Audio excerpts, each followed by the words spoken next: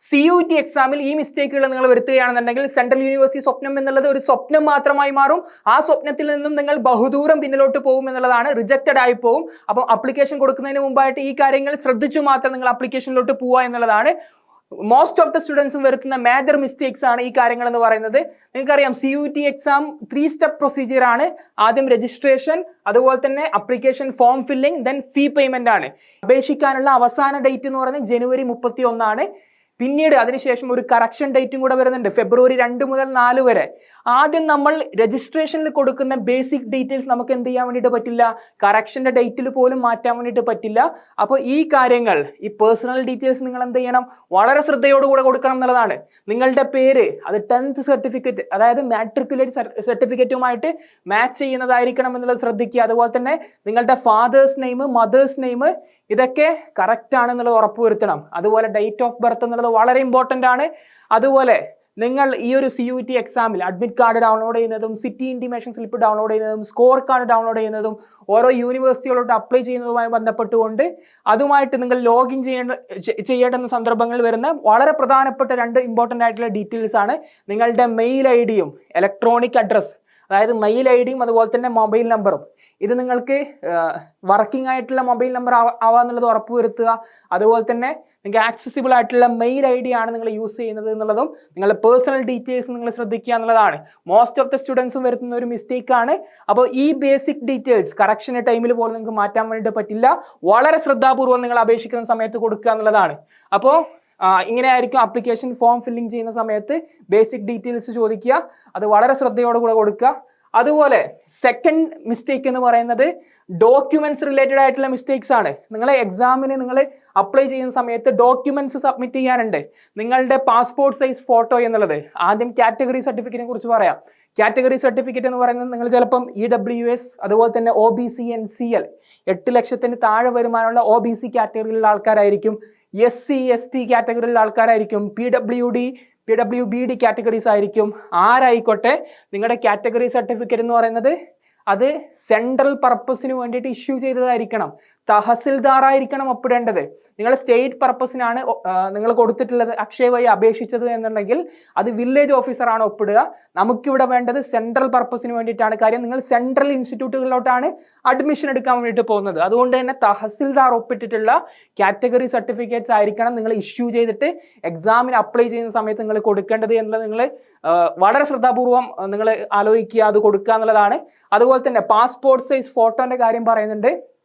80% നമ്മുടെ മുഖം വിസിബിൾ ആയിരിക്കണം, നമ്മുടെ ബാക്ക്ഗ്രൗണ്ട് വൈറ്റ് ആയിരിക്കണം, അതുപോലെ തന്നെ നമ്മുടെ ചെവിയും കാര്യങ്ങളൊക്കെ കണ്ടിരിക്കണം എന്നുള്ളതാണ് എന്ത് പറയുന്നത്, പാസ്പോർട്ട് സൈസ് ഫോട്ടോ ആയിട്ട് ബന്ധപ്പെട്ട് പറയുന്നത്. അതുപോലെ തന്നെ അതിൻ്റെ KB സൈസ് എത്രയാണെന്നുള്ളത് പറയുന്നുണ്ട്.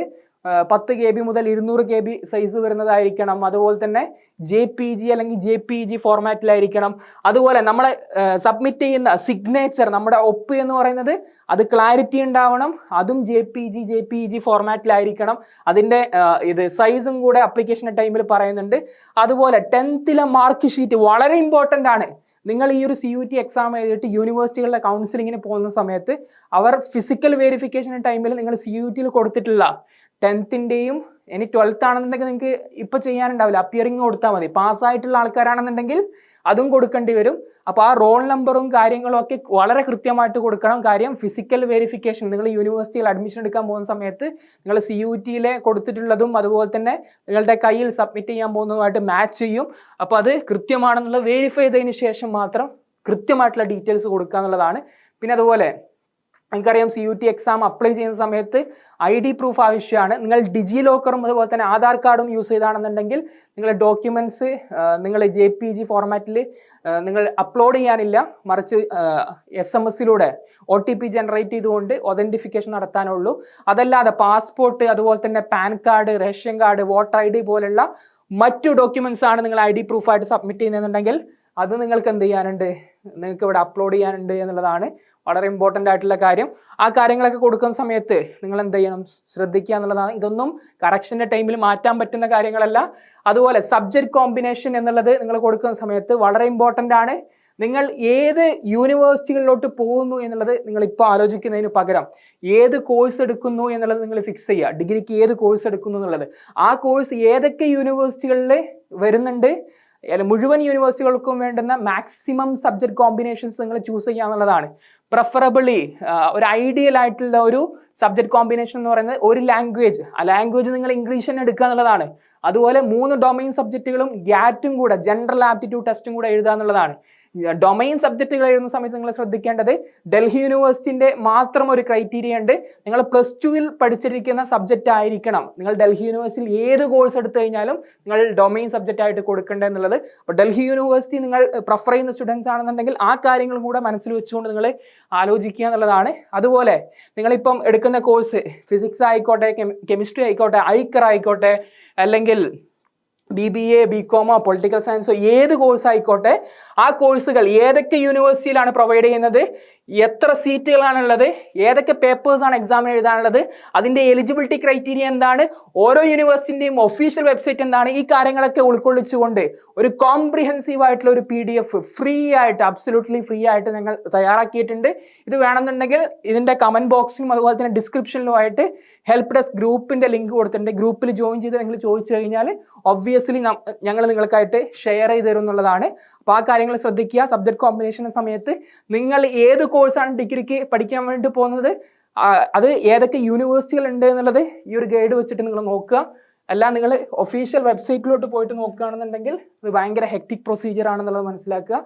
അതിനുശേഷം മുഴുവൻ യൂണിവേഴ്സിറ്റികളിലോട്ടും ആ കോഴ്സ് പ്രൊവൈഡ് ചെയ്യുന്ന പ്രധാനപ്പെട്ട എല്ലാ സെൻട്രൽ യൂണിവേഴ്സിറ്റികളിലോട്ടും ക്വാളിഫൈ ചെയ്യാൻ പറ്റുന്ന മാക്സിമം പേപ്പേഴ്സ് ചൂസ് ചെയ്യാനുള്ളതാണ്. നിങ്ങളെല്ലാവരും എന്ത് ചെയ്യുക, ലാംഗ്വേജും ജനറൽ ടെസ്റ്റും നിർബന്ധമായിട്ടും എഴുതിയിരിക്കുക എന്നുള്ളതാണ്. ആക്ച്വലി ഇതൊരു കമ്പൽസറി പേപ്പർ അല്ല, ബൈൻഡിങ് അല്ല. പക്ഷെ നിങ്ങളുടെ മാക്സിമം യൂണിവേഴ്സിറ്റികളോട്ടുള്ള അഡ്മിഷൻ ക്വാളിഫൈ ചെയ്യുന്നതിന് വേണ്ടിയിട്ട് നിങ്ങളുടെ പോസിബിലിറ്റി കൂട്ടും എന്നുള്ളത് ആ കാര്യങ്ങളും മനസ്സിലാക്കുക. സബ്ജക്ട് കോമ്പിനേഷൻ്റെ സമയത്ത് നിങ്ങൾക്കറിയാലോ 3 സെക്ഷനാണ് നമുക്ക് CUT എക്സാമിൽ വരുന്നത്. സെക്ഷൻ 1 ലാംഗ്വേജ് ആണ്. ലാംഗ്വേജിൽ നിങ്ങൾ ഇംഗ്ലീഷ് തന്നെ എഴുതുക. നിങ്ങൾ മനസ്സിലാക്കേണ്ടത് മീഡിയം ഓഫ് എക്സാമും ലാംഗ്വേജും തമ്മിൽ നിങ്ങൾ കൺഫ്യൂസ്ഡ് ആവരുത്. മീഡിയം ഓഫ് ലാംഗ്വേജ് കൊണ്ട് ഉദ്ദേശിക്കുന്നത് നിങ്ങൾ ഏത് ഭാഷയിൽ പരീക്ഷ എഴുതുന്നു എന്നുള്ളതാണ്. അത് നിങ്ങൾ ശ്രദ്ധിക്കുക. നിങ്ങൾ മലയാളത്തിൽ എക്സാം എഴുതാൻ വേണ്ടിയിട്ട് പോരുത്. എനിക്കറിയാവുന്ന എൻ്റെ ഒരുപാട് ഫ്രണ്ട്സ് ഈ ഒരു ക്വസ്റ്റ്യൻ പേപ്പർ ടൈപ്പിങ്ങുമായിട്ട് ബന്ധപ്പെട്ട് NTA ആയിട്ട് ബന്ധപ്പെട്ട് പോകാറുണ്ട്. അപ്പോൾ അവർ പറയുന്ന കാര്യമാണ് മലയാളം ട്രാൻസ്ലേറ്റഡ് പേപ്പേഴ്സിൽ ഒരുപാട് മിസ്റ്റേക്കുകൾ വരാറുണ്ട് എന്നുള്ളത്. അതുകൊണ്ട് തന്നെ എന്തെങ്കിലും ട്രാൻസ്ലേറ്റഡ് പേപ്പേഴ്സിൽ മിസ്റ്റേക്ക് വന്നു കഴിഞ്ഞാൽ ഫൈനലായിട്ട് കൺസിഡർ ചെയ്യുക ഇംഗ്ലീഷ് വേർഷനിൽ മിസ്റ്റേക്ക് ഉണ്ടോ ഇല്ല എന്നേ നോക്കുള്ളൂ. ട്രാൻസ്ലേറ്റഡ് പേപ്പേഴ്സിൽ ഉണ്ടോ എന്നുള്ളത് നോക്കില്ല. അതുകൊണ്ട് തന്നെ നിങ്ങൾ ഇംഗ്ലീഷ് ഭാഷയിൽ തന്നെ മീഡിയം ഓഫ് എക്സാമിനേഷൻ ചൂസ് ചെയ്യുക കൊടുക്കുന്ന സമയത്ത്. അതുപോലെ തന്നെ ഇവിടെ നിങ്ങൾ സബ്ജക്റ്റ് അല്ലെങ്കിൽ പേപ്പേഴ്സ് ആയിട്ട് കൊടുക്കേണ്ടത് ലാംഗ്വേജ് കൊണ്ട് ഉദ്ദേശിക്കുന്നത് സെക്ഷൻ 1 ലാംഗ്വേജ് ആണ്. അതിൽ നിങ്ങൾ ഇംഗ്ലീഷോ മലയാളമോ എഴുതാം. ഇവിടെ മലയാളം ഗ്രാമർ റിലേറ്റഡ് ആയിട്ടുള്ള ഭാഗങ്ങളാണ്. ഇവിടെ മലയാളം ലാംഗ്വേജ് പേപ്പറായിട്ട് നിങ്ങൾക്ക് ചൂസ് ചെയ്ത് കഴിഞ്ഞാൽ അവിടെ സിലബസ് ആയിട്ട് ഉണ്ടാവുക. അത് നിങ്ങൾക്ക് കുറച്ചും കൂടെ ഡിഫിക്കൽട്ട് ആയിരിക്കും. നിങ്ങൾ ആ കാര്യങ്ങൾ പഠിച്ചിട്ടുണ്ടാവില്ല. ഇവൻ നിങ്ങൾക്ക് മലയാളം സംസാരിക്കാനും എഴുതാനും അറിയാമെന്നുണ്ടെങ്കിലും. അതുകൊണ്ട് തന്നെ ഇംഗ്ലീഷ് നിങ്ങൾ ചൂസ് ചെയ്യുക. അവിടെ reading comprehension, synonyms, antonyms, vocabulary, idioms and friezes, അതുപോലെ തന്നെ കൺജങ്ഷൻസ്, പ്രിപ്പോസിഷൻ, അങ്ങനെ തുടങ്ങിയിട്ട് ഗ്രാമർ റിലേറ്റഡ് ആയിട്ടുള്ള 25ഓളം ടോപ്പിക്കുകളാണ് അവിടെ വരിക. അതുപോലെ തന്നെ ഡൊമൈൻ സബ്ജക്റ്റ് എന്ന് പറയുന്നത് +2 NCERT ബേസ് ചെയ്തുകൊണ്ടുള്ളതാണ്. സെക്ഷൻ 3 ജനറൽ ടെസ്റ്റ് എന്ന് പറയുന്നത് ആക്ച്വലി ഒരു സിംഗിൾ പേപ്പർ ആണെന്നുണ്ടെങ്കിൽ 4 ഏരിയാസ് എന്നാണ് ക്വസ്റ്റ്യൻസ് വരിക. ജനറൽ നോളജ്, സ്റ്റാറ്റിക് GK, അതുപോലെ തന്നെ കറണ്ട് അഫയേഴ്സ്, ആനുകാലികമായിട്ടുള്ള കാര്യങ്ങൾ, ക്വാണ്ടിറ്റേറ്റീവ് ആപ്റ്റിറ്റ്യൂഡ് 10th-ലെയും 11th-ലെയും കുറച്ച് മോഡേൺ മാത്സ് ഉണ്ടാവും. അതായത് ratio and proportion, probability, simple interest, compound interest, percentage പോലെയുള്ള ഒരു 18ഓളം ടോപ്പിക്കുകൾ വരുന്നുണ്ട്. പിന്നെ ലോജിക്കൽ റീസണിങ് ആണ്. ലോജിക്കുമായിട്ട് ബേസ് ചെയ്ത് നമുക്ക് എഴുതാൻ പറ്റുന്ന കുറച്ച് കോൺസെപ്റ്റുകൾ പഠിക്കുകയാണെന്നുണ്ടെങ്കിൽ നമുക്ക് ചെയ്യാൻ പറ്റുന്ന കൈൻഡ് ഓഫ് ക്വസ്റ്റ്യൻസ് ആണ് ഇവിടെ ഉണ്ടാവുക എന്നുള്ളത് മനസ്സിലാക്കുക. അതുപോലെ ഇനി നിങ്ങൾ ശ്രദ്ധിക്കേണ്ടുന്ന മറ്റൊരു പ്രധാനപ്പെട്ട ഒരു കാര്യം എന്ന് പറയുന്നത്, ഇത്രയും കാര്യങ്ങൾ നിങ്ങൾ ശ്രദ്ധിച്ചു. അതായത് നമ്മൾ ആദ്യം എന്താണ് പറഞ്ഞത്, ആദ്യം നിങ്ങൾ പേഴ്സണൽ ഡീറ്റെയിൽസ് കൊടുക്കുന്ന സമയത്ത് വളരെ കെയർഫുൾ ആയിരിക്കണം. അതുപോലെ ഡോക്യുമെന്റ്സ് നിങ്ങൾ സബ്മിറ്റ് ചെയ്യുന്ന സമയത്ത് ഇത്രയും ഡോക്യുമെന്റ്സിന്റെ കാര്യങ്ങളും ശ്രദ്ധാപൂർവ്വം കൊടുക്കണം എന്നുള്ളതാണ്. അതുപോലെ സബ്ജക്ട് കോമ്പിനേഷൻ കൃത്യമായിട്ട് കൊടുക്കണം. ഇതിന്റെ ഗൈഡ് വേണമെങ്കിൽ നമ്മുടെ വാട്സപ്പ് ഹെൽപ്പ് ഡെസ്ക് ഗ്രൂപ്പിൽ നിങ്ങൾ ജോയിൻ ചെയ്യുക. ലിങ്ക് കമന്റ് ബോക്സിലും ഡിസ്ക്രിപ്ഷനിലും കൊടുത്തിട്ടുണ്ട്. അതുപോലെ തന്നെ മീഡിയം ഓഫ് എക്സാം നിങ്ങൾ ഇംഗ്ലീഷ് തന്നെ നിർബന്ധമായിട്ടും കൊടുക്കുക എന്നുള്ളതാണ്. അതുപോലെ മുഴുവൻ വിവരങ്ങളും ആദ്യം നമ്മൾ ബേസിക് രജിസ്ട്രേഷൻ ചെയ്തു, പിന്നീട് ആപ്ലിക്കേഷൻ ഫോം ഫിൽ ചെയ്തിട്ട് മുഴുവൻ ഡീറ്റെയിൽസും, അതായത് നമുക്കറിയാം അതിൽ കോൺടാക്ട് ഡീറ്റെയിൽസ് കൊടുക്കാനുണ്ടാവും, പേഴ്സണൽ ഡീറ്റെയിൽസ് ഉണ്ടാവും, ഡിസബിലിറ്റി ഡീറ്റെയിൽസ് ഉണ്ടാവും, ഐഡന്റിറ്റി ഡീറ്റെയിൽസ് ഉണ്ടാവും, ആധാർ ID ഉണ്ടാവും, apply for exam and select test paper select ചെയ്യാനുണ്ടാവും, ക്വാളിഫിക്കേഷൻ ഡീറ്റെയിൽസ് ഉണ്ടാവും, അഡീഷണൽ ഡീറ്റെയിൽസ് ഉണ്ടാവും, എമർജൻസി കോൺടാക്ട് ഡീറ്റെയിൽസ് കൊടുക്കാനുണ്ടാവും, അതുപോലെ ഒരു ലൈവ് ഫോട്ടോഗ്രാഫും ക്യാപ്ചർ ചെയ്യാനുണ്ടാവും, ശേഷം ഡോക്യുമെന്റ്സും കൂടെ അപ്ലോഡ് ചെയ്തതിന് ശേഷം ഒരു ഫൈനൽ സബ്മിഷൻ ആണ്. ഈ കൊടുത്തിരിക്കുന്ന മുഴുവൻ 11ഓളം വിവരങ്ങൾ കറക്റ്റ് ആണ് എന്ന് ഉറപ്പുവരുത്തിയിട്ട് ഫൈനൽ സബ്മിറ്റ് ചെയ്ത് കഴിഞ്ഞാൽ പിന്നെ നിങ്ങൾക്ക് എഡിറ്റ് ചെയ്യാൻ വേണ്ടിയിട്ട് പറ്റില്ല. ചില വിവരങ്ങൾ മാത്രമേ കറക്ഷൻ്റെ ടൈമിൽ പോലും പറ്റുള്ളൂ. അപ്പോൾ ഫൈനൽ സബ്മിഷൻ കൊടുക്കുന്നതിന് മുമ്പായിട്ട് നിങ്ങൾ കൊടുത്തിരിക്കുന്ന മുഴുവൻ വിവരങ്ങളും കറക്റ്റ് ആണ്, ആക്യുറേറ്റ് ആണ് എന്ന് ഉറപ്പിച്ചതിന് മാത്രം ഈ ഫൈനൽ സബ്മിഷൻ എന്നുള്ളത് മുഴുവൻ വായിച്ചു നോക്കിയിട്ട് ഐ എഗ്രി എന്നുള്ള ഡിക്ലറേഷൻ വായിച്ചു നോക്കിയതിന് ശേഷം ഐ എഗ്രി എന്ന് ടിക്ക് ചെയ്ത് കൊടുത്തതിന് ശേഷം ഫൈനൽ സബ്മിഷൻ നടത്തുക. നിങ്ങൾ അക്ഷയയിൽ പോയി അപേക്ഷിക്കുന്ന ആൾക്കാരാണെന്നുണ്ടെങ്കിൽ നിർബന്ധമായിട്ടും നിങ്ങൾ ആദ്യമേ നിങ്ങൾ പറയണം, നിങ്ങൾ ഫൈനൽ സബ്മിറ്റ് ചെയ്യുന്നതിന് മുമ്പായിട്ട് നമുക്കതൊന്ന് കാണിച്ചു തരണം, ആ പ്രിവ്യൂ എന്താണെന്നുള്ളത് കാണിച്ചു തരണം. നിങ്ങളുടെ ഉത്തരവാദിത്തമാണ്, നിങ്ങളുടെ ചുമതലയാണ് അവർ കൊടുത്തിരിക്കുന്ന ഡീറ്റെയിൽസ് കൃത്യമാണ് എന്നുള്ളത്. ഇല്ലെങ്കിൽ നിങ്ങൾ തന്നെയായിരിക്കും പിന്നീട് ഇത് ഫേസ് ചെയ്യേണ്ടി വരിക ബാക്കിയുള്ള കാര്യങ്ങളൊക്കെ, ചലഞ്ചസ് ഒക്കെ. സോ നിങ്ങൾ വളരെ ഡീറ്റെയിൽഡ് ആയിട്ട് തന്നെ നിങ്ങൾ നോക്കിയതിന് ശേഷം എക്സാമിന് അപ്ലൈ ചെയ്യുക എന്നുള്ളതാണ്. ഇനി അതുപോലെ നിങ്ങൾ ഒരു സീരിയസ് ആയിട്ടുള്ള ഒരു ആസ്പിരൻ്റ് ആണ്, സെൻട്രൽ യൂണിവേഴ്സിറ്റിയിൽ ഡിഗ്രി പഠിക്കാൻ വേണ്ടിയിട്ട് ആഗ്രഹിക്കുന്ന സ്റ്റുഡൻസ് ആണ്, ഡൽഹി യൂണിവേഴ്സിറ്റിയും ജാമിയയും അലിഗഡും പോണ്ടിച്ചേരിയും ഹൈദരാബാദും ഇംഗ്ലീഷ് ആൻഡ് ഫോറിൻ ലാംഗ്വേജ് യൂണിവേഴ്സിറ്റിയും ബനാറസ് ഹിന്ദു യൂണിവേഴ്സിറ്റി പോലെയുള്ള പ്രധാനപ്പെട്ട സെൻട്രൽ യൂണിവേഴ്സിറ്റിയിൽ, അതുപോലെ ഐക്കർ പോലെയുള്ള സ്ഥാപനങ്ങൾ, അഗ്രികൾച്ചറും അതുപോലെ തന്നെ ബിടെക്കും അലൈഡ് ആൻഡ് ഫോറസ്ട്രി കോഴ്സ് ചെയ്യാൻ ആഗ്രഹിക്കുന്ന ആൾക്കാരാണെന്നുണ്ടെങ്കിൽ നിങ്ങൾ എന്ത് ചെയ്യാം, വളരെ സ്ട്രക്ചേർഡ് ആയിട്ടുള്ള ഒരു പ്രിപ്പറേഷൻ നിങ്ങൾക്ക് ആവശ്യമാണ്. അതിനെ നിങ്ങളെ ഹെൽപ്പ് ചെയ്യാൻ വേണ്ടിയിട്ട് മെന്റർ ലേണിംഗ്. കഴിഞ്ഞ വർഷം 2 ഓൾ ഇന്ത്യ റാങ്കുകളായിരുന്നു കേരളത്തിലോട്ട് കൊണ്ടുവന്നത്. ബയോളജിയിൽ ഓൾ ഇന്ത്യ റാങ്ക് 1 മെന്റൽ സ്റ്റുഡൻസിനായിരുന്നു. ഇംഗ്ലീഷിലും 15 ലക്ഷം കുട്ടികൾ എഴുതിയ എക്സാമിൽ ഓൾ ഇന്ത്യ റാങ്ക് 1 ഞങ്ങളുടെ സ്റ്റുഡൻസിനായിരുന്നു. 100-ലധികം കുട്ടികൾ പല സെൻട്രൽ യൂണിവേഴ്സിറ്റികളായിട്ട് ജോയിൻ ചെയ്തിട്ടുണ്ട്, പ്രധാനപ്പെട്ട സെൻട്രൽ യൂണിവേഴ്സിറ്റികളിൽ. So if they can do that, you can also do that. അപ്പോൾ നിങ്ങൾക്ക് വേണ്ടിയിട്ടായിട്ട് exclusively, if you are serious, നിങ്ങൾക്ക് വേണ്ടിയിട്ടായിട്ട് എക്സ്ക്ലൂസീവായിട്ട് ഒരു ക്രാഷ് ബാച്ച് ലോഞ്ച് ചെയ്യാണ്. വെള്ളിയാഴ്ചയാണ് എന്ത് ചെയ്യുന്നത്, കോഴ്സ് സ്റ്റാർട്ട് ചെയ്യുന്നത്. നിങ്ങൾ സയൻസ്, കൊമേഴ്സ്, ഹ്യൂമാനിറ്റീസിലുള്ള സ്ട്രീമിലുള്ള ആൾക്കാരായിക്കോട്ടെ, എക്സ്പേർട്ട് ആയിട്ടുള്ള ഫാക്കൽറ്റീസ് ആയിരിക്കും നിങ്ങളുടെ ഓരോ സബ്ജക്റ്റും ക്ലാസ്സസ് എടുക്കുക. ലൈവ് ആൻഡ് റെക്കോർഡ് ക്ലാസ്സസ് ഉണ്ടാവും, പേഴ്സണൽ മെന്റേഴ്സ് ഉണ്ടാവും, ഡൗട്ട്സ് കാര്യങ്ങൾ ക്ലിയർ ചെയ്യാനും ത്രൂ ഔട്ട് ദിസ് ജേർണി നിങ്ങൾ അഡ്മിഷൻ എടുക്കുന്നത് വരെ ഒരു കമ്പാനിയനായിട്ട് നിങ്ങളെ കൂടെ നിൽക്കാനും. അതുപോലെ ക്ലാസ് നോട്ടുകളും വാല്യൂ ആഡ് നോട്ട്സും അവൈലബിൾ ആയിരിക്കും. പ്രാക്ടീസ് ടെസ്റ്റുകളും മോക്ക് ടെസ്റ്റും ഉണ്ടാവും. PYQസും അതിൻ്റെ ഡിസ്കഷൻസും ഉണ്ടാവും.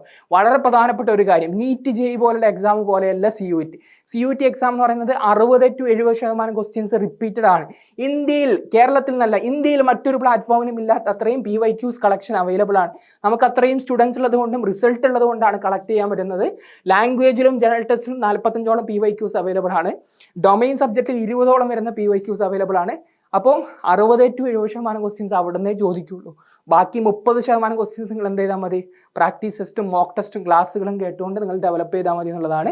പിന്നെ അപ്ലിക്കേഷൻ ടു അഡ്മിഷൻ വരെയുള്ള കംപ്ലീറ്റ് അസിസ്റ്റൻസ് നിങ്ങളെ സഹായിക്കാൻ വേണ്ടിയിട്ടുണ്ടാവുക ഇതേ പേഴ്സണൽ മെൻറ്റേഴ്സ് ആണ്. അപ്പോൾ എക്സാം നമുക്ക് ഒരുമിച്ച് ക്രാക്ക് ചെയ്യാം. നിങ്ങൾ അങ്ങനെ സീരിയസ് ആയിട്ടുള്ള സെൻട്രൽ യൂണിവേഴ്സിറ്റി സ്വപ്നം കാണുന്ന ഒരു സ്റ്റുഡൻ്റ് ആണെന്നുണ്ടെങ്കിൽ തീർച്ചയായും നമ്മുടെ ക്രാഷ് ബാച്ചിൽ ജോയിൻ ചെയ്യുക. So wish you all the very best. എന്തെങ്കിലും ഡൗട്ട്സ് കാര്യങ്ങളുണ്ടെങ്കിൽ നിങ്ങൾക്ക് എന്ത് ചെയ്യാം, ഇവിടെ കമൻറ്റ് ബോക്സിൽ ചോദിക്കാം, അല്ലെങ്കിൽ കമൻറ്റ് ബോക്സിൽ ഡിസ്ക്രിപ്ഷനിൽ പിൻ ചെയ്തിട്ടുള്ള വാട്സപ്പ് ഹെൽപ്പ് ഡെസ്കിൽ ജോയിൻ ചെയ്യുക. ഞങ്ങൾ ഡെഫിനറ്റ്ലി ആൻസർ ചെയ്യും. Wish you all the very best again. Thank you.